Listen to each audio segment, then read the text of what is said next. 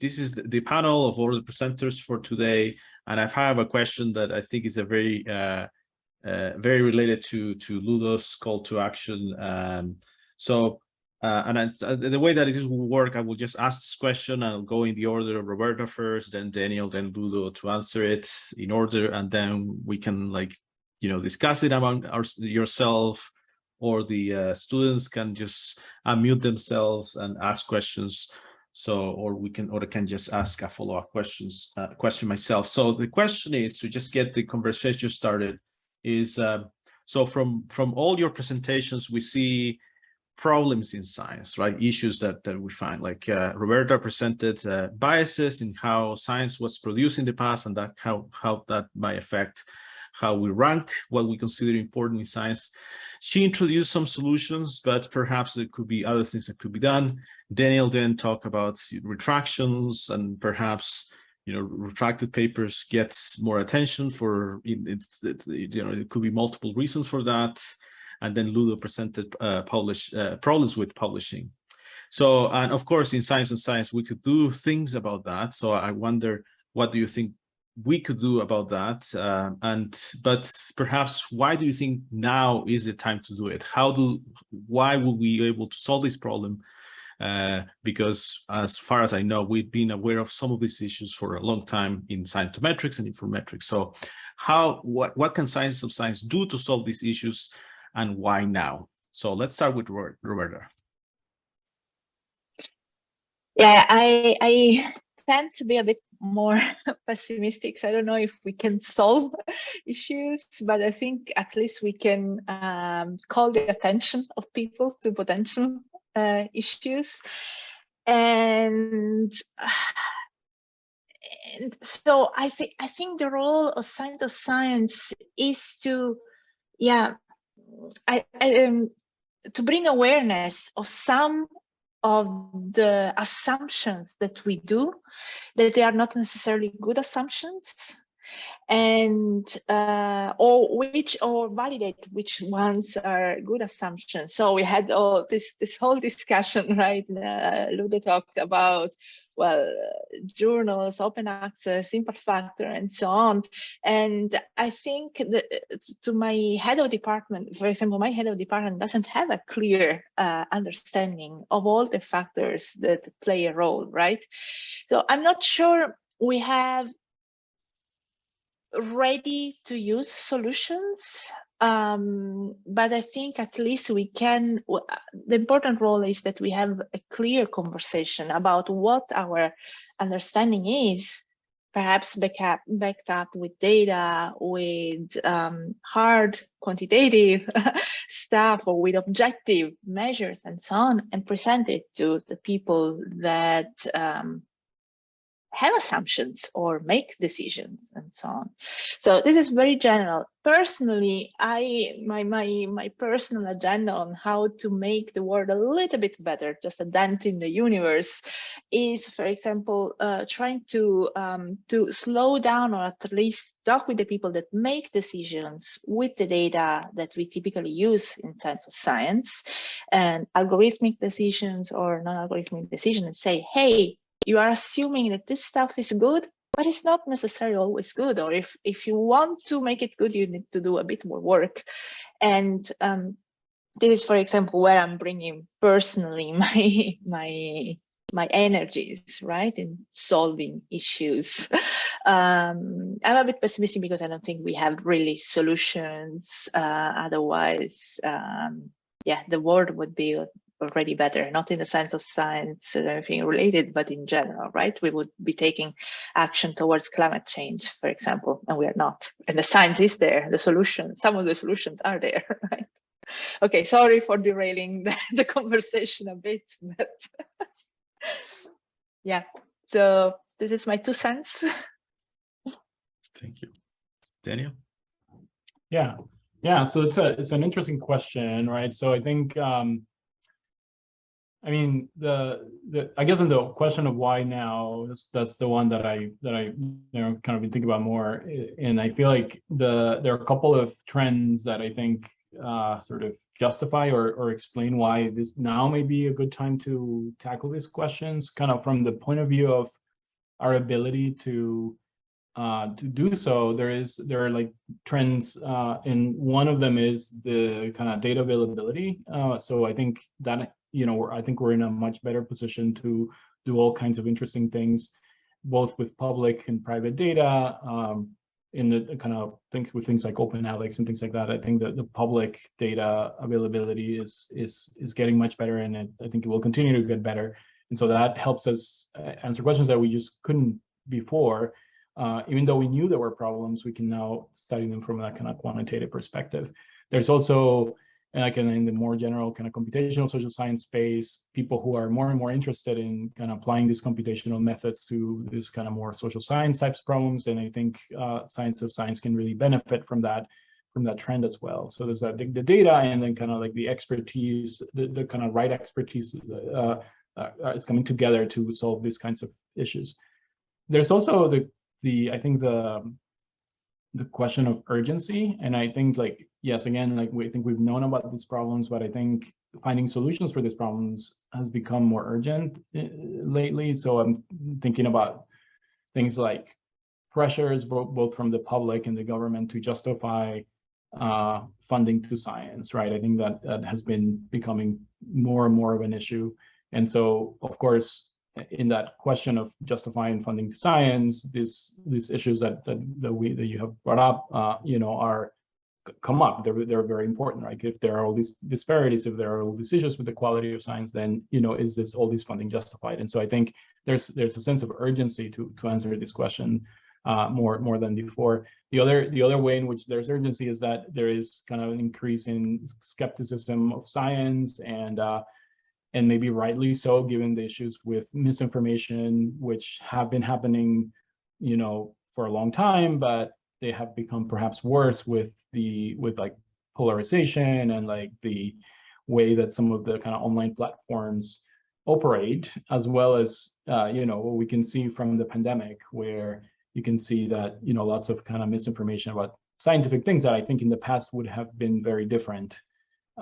And so again, I think all of these things kind of just decrease the trust in science by the public, and it kind of really makes this a very important issue to solve for us in this area.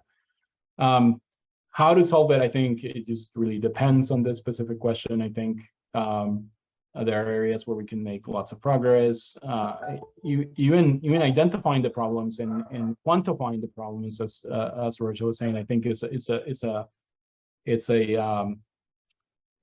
progress, right? Because once we can get a handle of quantifying the problem, we can at least measure it and assess whether it's certain initiatives or certain ways of solving the problem are actually making progress. So I feel like that in itself is very useful. So yeah, those are my thoughts on this question. Thank you. Ludo? Yeah, well, perhaps I should first explain that I started doing research in this field about 10 or 15 years ago, and I was fascinated at that time by all the data that's available. Well, there was not, of course, as much data as we have today, but even at that time there was already a lot of data, and I was fascinated by the possibilities to develop interesting algorithms and to think about how to improve these algorithms and how to make better metrics and indicators and all these things. But what I learned over time is that that's not really how you can improve the research system, and ultimately how you can help the research system to better serve society at large, which I think is what science of science should be about. I would argue, and I would hope.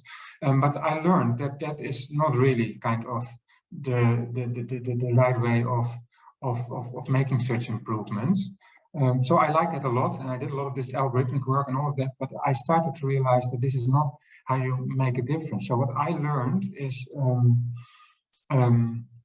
that the problems that really matter are the types of problems that I kind of try to illustrate in my talk. So these things that are sometimes called wicked problems. Everything depends on everything else. There are lots of kind of stakeholders involved, and everyone is influencing the others. And you need to solve a very complex kind of puzzle to move towards a better situation. And And these really difficult problems, if you want to solve them, or at least to kind of improve things, then the only way in which that can be done is not by sitting behind your computer or behind your desk and just doing some calculation, making some algorithms. It's about actually engaging with everyone who's involved in these particular problems, the researchers, the policymakers, in particular the policymakers, and perhaps even citizens that ultimately are supposed to benefit from the research, and really working together with them. So not just kind of trying to communicate your research to them, but actually trying to work with them from the start, so that you kind of really focus on the right problems. You develop a really deep understanding of the problem that really matters. And also you make sure that, for instance, policymakers that ultimately have a lot of power to change things, to make sure that they really kind of understand the solution that you are kind of developing for or even with them. So that is really an essential thing. So that's something I have learned, and we have, I think, interesting opportunities. At least when I look at this from the European point of view, the kind of the setting that I'm most familiar with in Europe, what I see is some extremely interesting developments. So we have, for instance, the European Commission, who is really strongly pushing for a lot of reform in the research system, for instance, open science practices, but also reform in research assessment. So a few weeks ago, they published, for instance, a statement by a coalition of lots of organizations in Europe that all support a particular vision for reforming research assessment. That's partly also about these impact factors that I mentioned in my talk. These are the developments that really matter. And of course, these developments may fail. It may be that these big, large policy initiatives will ultimately fail, but partly that's something that we as science of science researchers can actually influence by kind of working together with policymakers and helping them to develop these policy initiatives in the best possible way. We have a possibility to influence the successfulness of these attempts to push for big changes in the research system. The UNESCO is another example. The UNESCO published an open science vision quite recently. So that's something that is globally highly impactful. And we as science of science researchers, I would argue, we have a responsibility and a task and an opportunity to actually help to realize many of the ideas and the ideals that are described in that UNESCO vision. And there is an opportunity because policymakers pay attention to this. If UNESCO is publishing such a vision, supported by 200 countries globally, that matters. That's something that really makes a difference. And that's where we have opportunities. Final thing I want to say is one more opportunity that we have is, or one more thing we should do, is we should move beyond thinking about science of science in terms of quantitative work. Of course, this is what most of us, or perhaps all of us, what we are trained to do, including myself, and what we are good at. But there's really much more that we need to be aware of, and actually that we should also try to do ourselves. So there's a lot of qualitative research, studying basically the same problems that we are studying, but using different methods. We should really join forces much more than we do at the moment with these colleagues, because they have a lot to offer that complements the type of work that we do. There are certain questions that we will never be able to answer, while they may have relevant insights. So that's also an opportunity that we have and that we should make better use of, I think.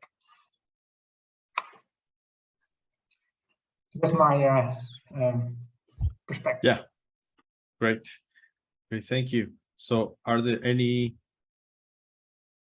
responses or reactions from the panelists? Roberta? Yeah, I wanted to say that I want to echo, to second Ludo. I do think that there is excellent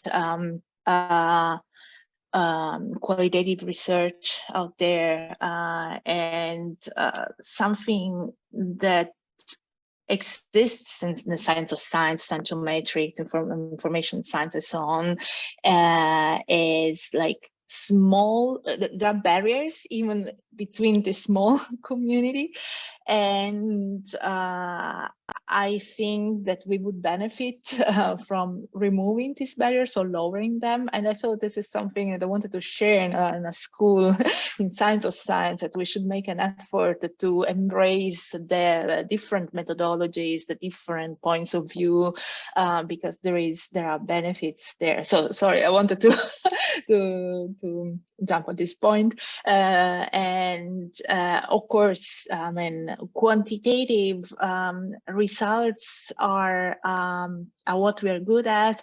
There is also a bias there, that it's easier for some people to believe a quantitative result than a qualitative, that I think that it's a cognitive bias.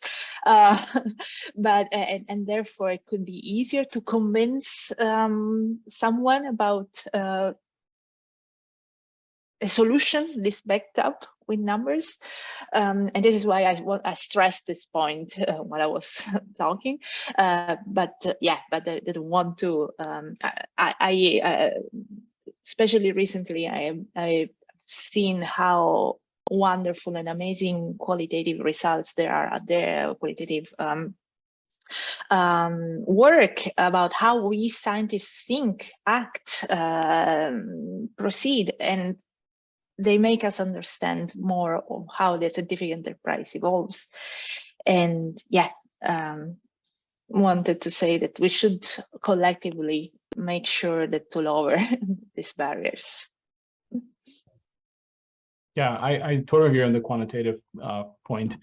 And working more closely with qualitative folks would be really beneficial. I also wanted to maybe react a bit to the point about working with citizens and that, using that as a way of working on the problems that people would truly benefit from and care about, which I think is a great great idea. That definitely goes beyond just sort of like, hey, I found something, here it is, go and benefit from it. But before, earlier in the kind of research pipeline involving people, I think that's great. I think that the challenge is to sort of align the incentives such that you can do that while still being able to get like the type of record that you need to get promotion, to get recognition within the academic community. And because obviously I think there's always a big gap between those two, right? Like journal impact factors, citations, things like that we care a lot about in the academic community, but those aren't necessarily optimized by going out and trying to work on problems that people would truly care about necessarily, right? So like finding ways to align those two such that the incentives kind of push you in that direction, I think is I think that would be one way to kind of drive our research communities to do that. But it's not, it's a complicated thing, right? And so I mean, again, like also, I guess like echoing the comment about these problems being complicated in that there are many stakeholders that have different incentives, and that you would have to change many things in order to kind of push a community to do that. I think personally, I think many scientists would love to be able to do that, but oftentimes it just doesn't align well with the incentives. And so I think it would be worth thinking about ways to align those. Perhaps I could briefly respond to that point.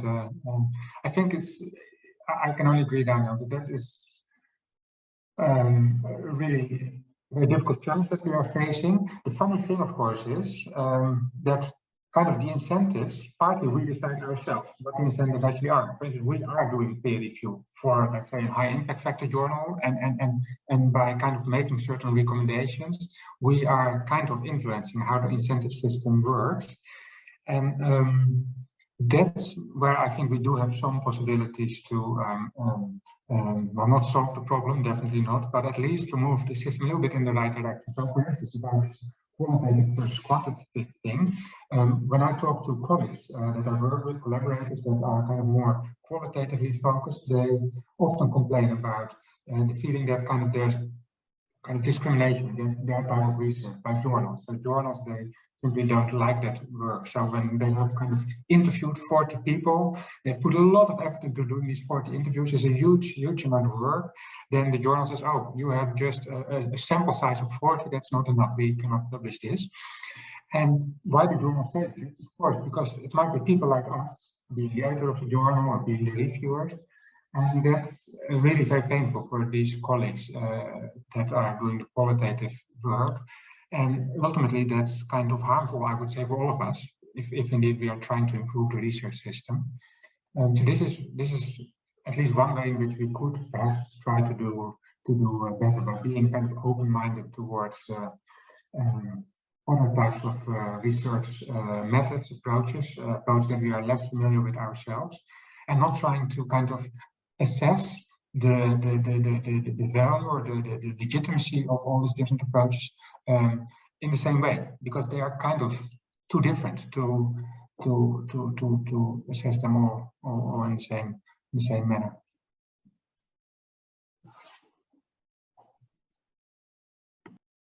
Okay, thank you. So I wanted to change topics a little bit. So we are in a summer school. We have an amazing array of students. They come from different backgrounds. So I wanted to perhaps get your thoughts on careers and how to get into the field of science, if there is such a field, and how to solve this tension in between, trying to change the system, like all the points that Ludo was mentioning, and Roberta, and retractions and all the stuff that perhaps we should be more open about our flaws. So what would you recommend this new generation of students? And I believe all of us have gone through like some sort of tenure review process, and we passed that. So we are kind of past that hump, and we are able to perhaps be more bold in our own decisions. But there is this tension, right? So we have these students starting, they need to follow the rules of the game. So what should they do? What would you recommend them to do if they want to get into the field and perhaps take these ideas to change the system? Should they just follow the rules for now, and then perhaps later on see if they can be more advocates of these changes? What do you think? What would you recommend? How should they join this field while taking into consideration these issues? And feel free to jump in. I don't feel like a prearranged order is fine. I don't know. Shall I go, or yeah? I don't want to be always the first one starting. Yeah. So first of all, I wanted to call, since my talk was on quantifying biases. Now, we answering these questions means survival bias, right? So don't get because we are the ones that passed tenure track and so on. So it could be a biased set of suggestions.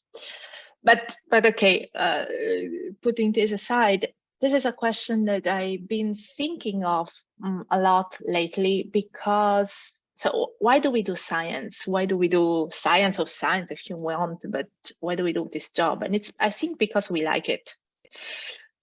And because we want to thrive doing it.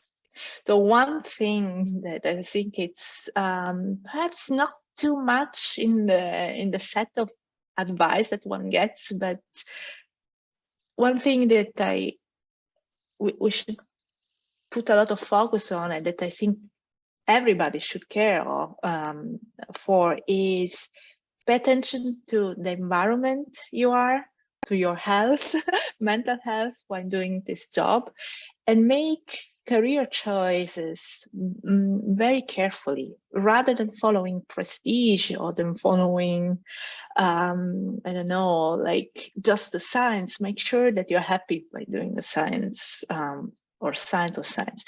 And this is something I think very important, because we have alarming rates of dropout, alarming rates of, even in our community, right, of people that are not happy. So so my suggestion is choose carefully your scientific, your environment, right? Going from the advisor, the collaborators, the university, and so on. And if for some reason it doesn't work out, that's fine. doing science is great, but there are so many exciting jobs outside there that one shouldn't like pursue this career no matter what.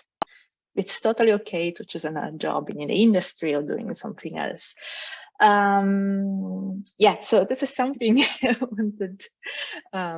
It's not exactly about attention, but it's something in general that I would like to talk during summer schools, because we address early career researchers, and it's something that I think we do not talk too much or too openly about. Yeah, I guess I totally agree on that point. I guess you know, and I especially agree with the initial point about, I think so, always feeling a bit strange kind of giving this type of feedback when there's this like bias, right? Like things went the way they went for me, and that's just very specific, and there are all kinds of things that are random and that, you know, may or may not apply, and so it's always like the survival bias is always real, and so, you know, always take it with a grain of salt. I guess, but at the same time, it's also a question we have to answer because we have students who will ask us these questions. Can't completely avoid it. I think, I mean, for me, one of the kind of issues that I always face, and I haven't been in the kind of science of science necessarily area for very long, but, you know, in other like more like computational social science is similar, where one of the dangers, for example, is like falling between the cracks of different fields and not being clear about whether you're a computer scientist or a social scientist or you know, like you're in math or whatever, right? So that was always kind of like a danger zone for me, and I mean, like my approach was always to just ignore it and just go for the things that I'm really interested and passionate about, and that kind of worked well for me so far.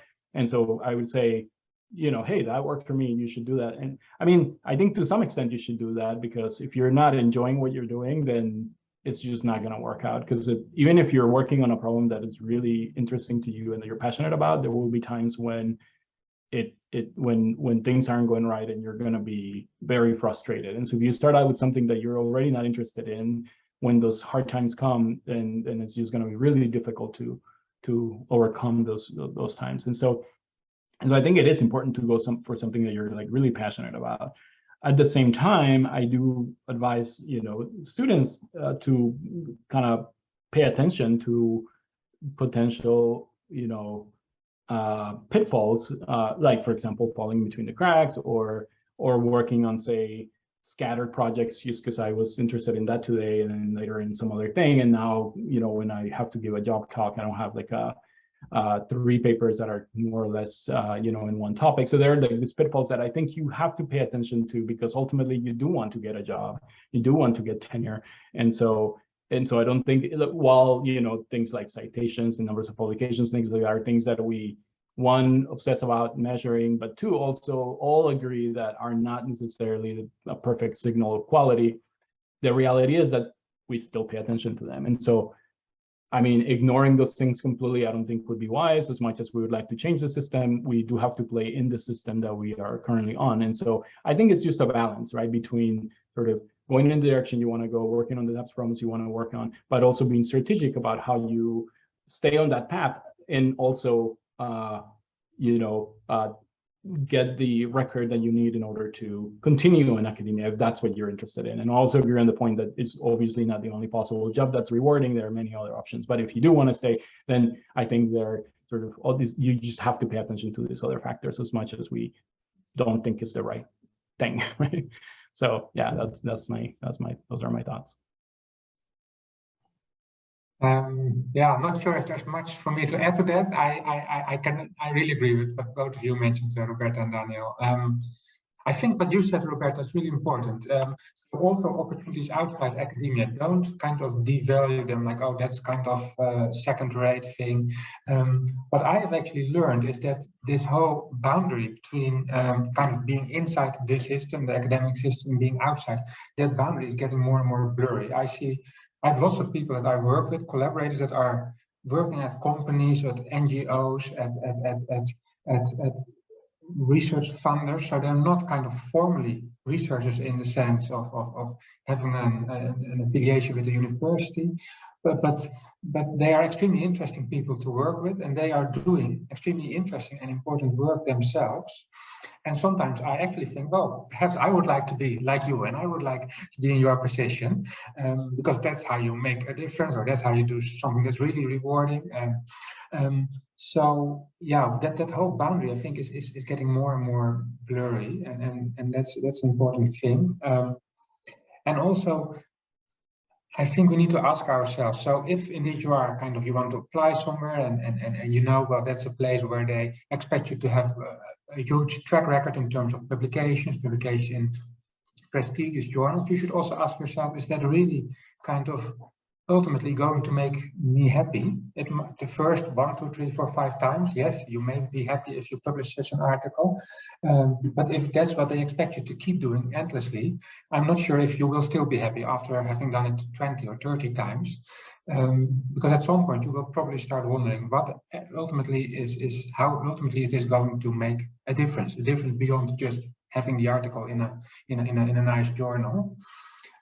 So I think most of us probably are ultimately interested in some way making a difference, and then perhaps it's not really a big issue if they don't want to hire you, if your profile doesn't match their requirements. Then perhaps actually you are simply not the right person for a research group like that. And at my own center, that's also something I could mention. At my own center in Leiden University, we are not impressed. If you apply at our center with a long publication list or with Nature Science publication, it doesn't really matter so much at our center. What matters to us is if you have out-of-the-box ideas, if you are able to mention 1 or 2 accomplishments that you're really proud of, and not proud because they were published in Nature, but proud because you feel they really made a difference in some way. That's what matters. And when you apply at a center like mine, that's also the types of things we will ask you, and we will expect you to be able to show us, rather than this impressive long publication list.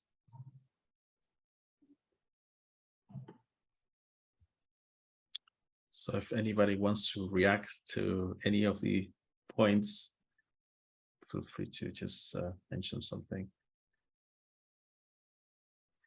Otherwise, I'll just open the floor for questions from the students.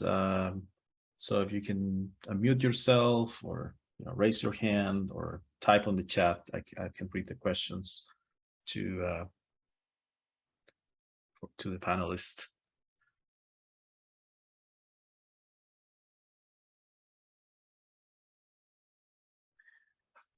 Okay, so Oscar, go ahead, please. I think Ludo talked about, but I think can I ask, the STS community is kind of best candidate to ally for science of science community to work with, because we have actually not me, but in Turkey we have a STS Turkey network. They organize, conferences, not for promotion, not for, publication, but just for networking, people thinking like, the same thing, the systemic problems relating to science, the science's impact on society, something like that. So I think STS community is the best to, work with.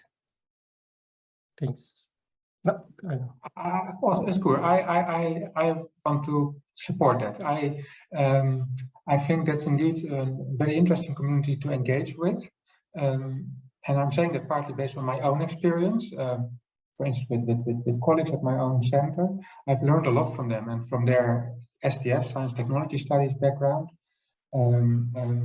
it takes some effort, because in the beginning it's not easy in my experience, but at some point you start to understand their way of thinking, and you start to actually appreciate and value it, and you start to see how it really adds something that we are not able to kind of do algorithmically with all our data. So I some of the collaborators that I have at the moment and that I value most are actually people with an STS background. I must say that, of course, at the other side, so to say, at the STS side, there's a kind of similar struggle that we have. There are also many people who simply don't want to or don't know how to engage with more quantitative people.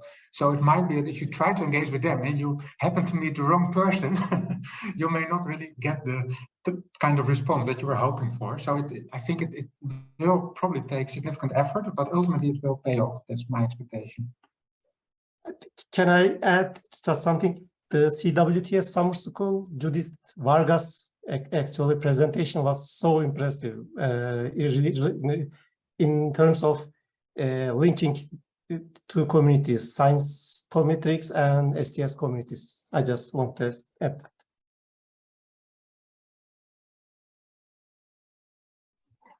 Is there a link to that presentation? Oh, go ahead. Sorry, I was just typing in the chat.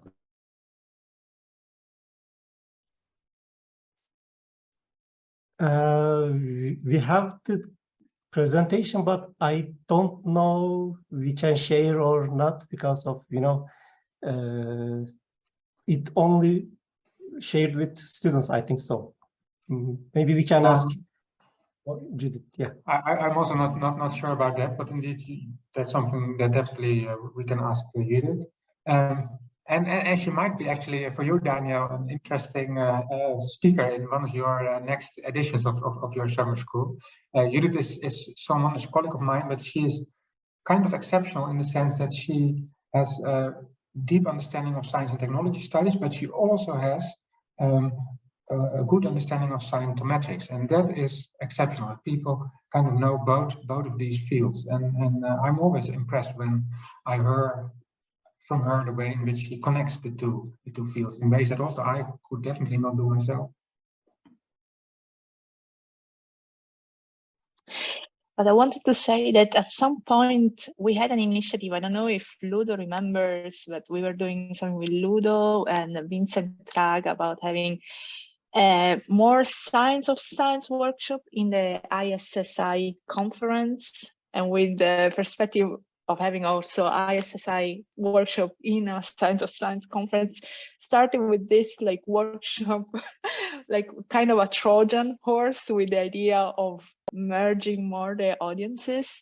Then we didn't, this was end of 2019, beginning of 2020, then the project died because of the pandemic and the online nature. And of course, it's not just a matter of talks, but it's about meeting people. So we said, okay, let's resume after this mess. We didn't know when the mess ends, but I think now it's high time to discuss again.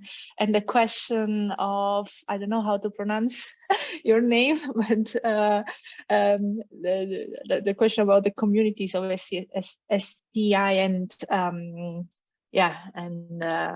scientometrics reminded me of this initiative. So we should try to do more, again, with the idea of lowering the barriers and having and facilitating conversations between people that have similar goals, although different methodologies and practices.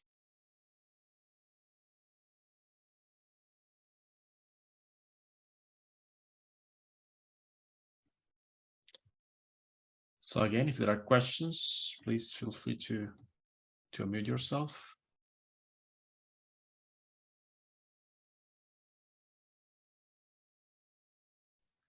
I'll ask another question if there's a possibility. This is a little bit sort of tangential to what we're talking about, but I'm just thinking about relating this to research possibilities and just moving away from scholarly indexing in general to networks like in policy documents or networks of partnerships via organizations. What do you think the possibilities or future may be to build on this corpus of knowledge to kind of downstream or upstream networks. Does that make sense?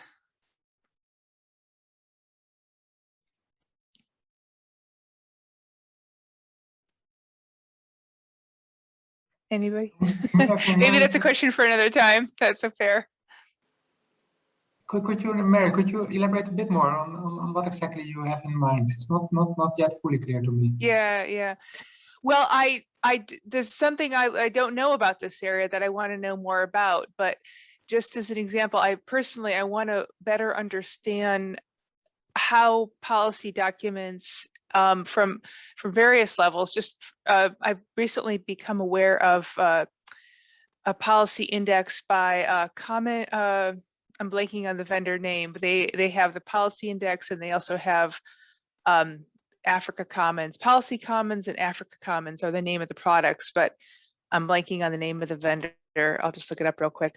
And I just thought that this was really interesting because Coherent Digital is the vendor, because I don't know how comprehensive their effort is or if it's overlapping with other efforts, but they are trying to index policies at governmental levels and organizational levels, similar to a journal index, but it would be a policy index. And I'm just thinking about, I believe I read that there was some other type of index of research that was cited in policies. I don't really remember where that was, but yeah, I'm just wondering about how this work can be expanded outside of the scholarly communication ecosystem, or into what degree that's already been done. It's something I just don't know much about right now. For me, Mary, that's a completely new thing. I didn't know about it. This policy, what is Coherent Digital, and that's new for me. So I definitely can't say anything about it. But perhaps the other thing you were referring to might be the Overton database, which is a relatively well-known database of policy documents and connections with scientific literature, a bit similar to Altmetric, which Daniel used in his talk. What I learned from colleagues that are more focused on innovation studies is they tend to be a bit skeptical about all these data sources, because they can be used to get a better understanding of the connection between science and policy, or kind of the way in which science contributes to policy making and to innovation, but in a way that is called linear. So it's the idea that there's first science, researchers, they develop knowledge, and then that knowledge is transferred to societal stakeholders like policymakers, and they benefit from it and they make the world better. And that linear model is seen as very naive by these people, by these colleagues. So they think much more in terms of cycles instead of a linear thing. So what I get from it, but I definitely don't consider myself to be an expert here, but what I get from it is that we shouldn't expect too much from all these data sources, although I think they are definitely of use.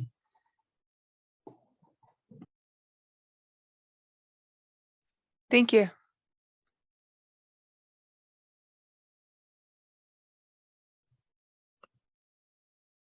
So again, if you have questions, please just unmute yourself.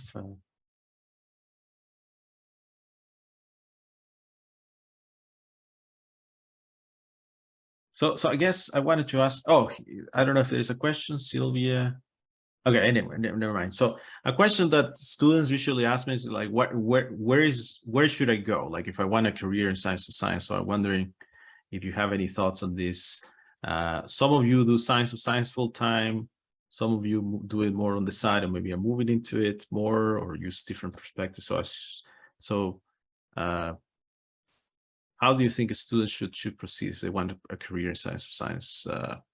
What kind of departments? How should they kind of make that decision? So I'll answer it myself. So I usually say, I don't think there is too much appreciation yet of science of science. So I feel like information science, I have the bias because I wasn't in information science. They are very open to very interdisciplinary students. So that could be a home for you, but if you want to do it, perhaps just, go into computer science department and do like more methods, and that's maybe approach science of science from that point of view. So, but I don't know, I don't have an answer. Do you have a suggestion of how to proceed, which department to join, if to join a department or maybe stay in a think tank or something. Yeah, I mean, I think it largely depends on sort of what perspective one is taking in terms of the science, in terms of like methods or in terms of like good kinds of questions. But I would definitely, I mean, also I'm a bit biased because I'm also coming from a nice school, but I think information schools are a place where we're very receptive towards this sort of interdisciplinary and maybe perhaps a bit new areas that are more emerging than more traditional departments like computer science. Although, of course, if you're focusing more on like algorithms, methods like that, then I think computer science could be a reasonable place to be. There are also some business schools, obviously, that have strong science of science presence, like Northwestern. So I think there is no like sort of one place to go. I think it's something where, you know, like other emerging areas kind of start to show up in different places. But I think definitely iSchools is one that I think is a big one. And if I can quickly like add a question to that, like I don't know where to tell them where to go. Like there is IC2S2, and then there is the Dachshund and James conference that happened 2 months ago in Washington DC, and other venues. So if you want to mention also venues to go, conferences, that would be great.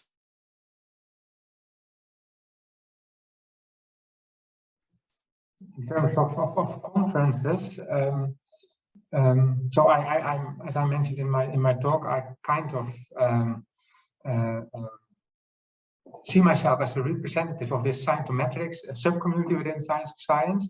And in the scientometrics subcommunity, we have two conferences that are the most popular ones. So one is the conference that's organized by the International Society for Scientometrics and Informatics, ISSI, once every 2 years. The next one will be next year in Indiana. And the other conference is the STI indicators, Science and Technology and Innovation Indicators, which will take place this year in Granada, I believe, in Spain. And it's organized once every year. Next year, actually in Leiden. So let me use the opportunity to advertise that. That will be a hybrid one. So also those of you who cannot easily travel to Leiden, you're still welcome to participate virtually. So that is conferences that are very popular among scientometricians, and especially the STI conference is a conference that also connects to policy. And that's the point, of course, that I made earlier. So if you care about that, then STI can be an interesting event. I must at the same time also say that I feel that both conferences do not do a really good job, a sufficiently good job in connecting to other Science of Science or research on research sub-communities. I think they could do better. So I feel that that's actually kind of a weakness in some sense of these two conferences. Yeah, regarding venues, I mean, I think all of the usual or the most important places have been covered. There are some workshops or satellites or sessions in on Science of Science in conference in a NetSci conference. So one of the most important conferences in network science, and also in the Conference for Complex Systems that is in Palma de Mallorca. The main topic is not Science of Science, but there are interesting sessions. And I think because these conferences are about methods, one can get inspirations about models and methodologies. So these are places that I would keep also on the radar. Regarding the advice that Daniel was asking about, like where to go, which department, I still don't know myself. So right now I'm in a computer science department. In October, I will move to a social science center. So, but within the Faculty of Social Sciences. I was in a social science university before moving to a computer science department. I have a background as a physicist, so I still have a very big identity issue. So honestly, I think it's really hard to give one piece of advice, and I think depends on the circumstances sometimes and position open to work with people, to work in the same place where there are interesting people. So rather than giving like an advice on look at this department, I would say look at the people that you would like to work with, or that they seem to do something interesting, and see if you can mimic that path, right? So, and this has happened to me, and yeah, and I'm still jumping between departments, so which is not optimal, I have to say, but yeah. I want to say that there might not be really just one good piece of advice.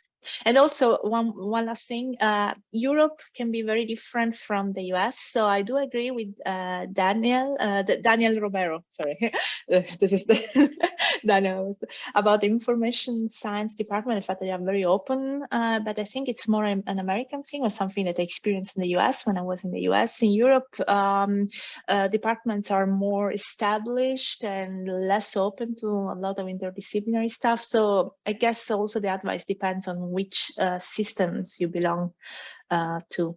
Yeah.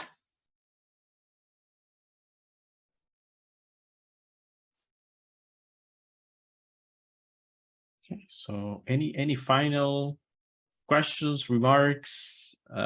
Please, we have a couple more minutes left. Lots of links that I tried to get. I think there was a question, Ludo, about a conference in Vienna that someone didn't get. So if you can repeat that. And I don't think there is any conference in Vienna. That's probably a miscommunication, misunderstanding.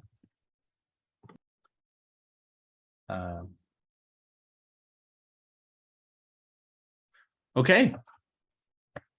Then with that, let's thank the speakers and panelists again for their insights. I hope that this summer school talks in the future and now during the mentorship sessions more about the things that we don't see in publications, the kind of underbelly of science and science in general. So I'm very happy to hear. I'm glad that you share your candid impressions of the field. So let's thank them again, and I look forward to seeing where all this research takes us.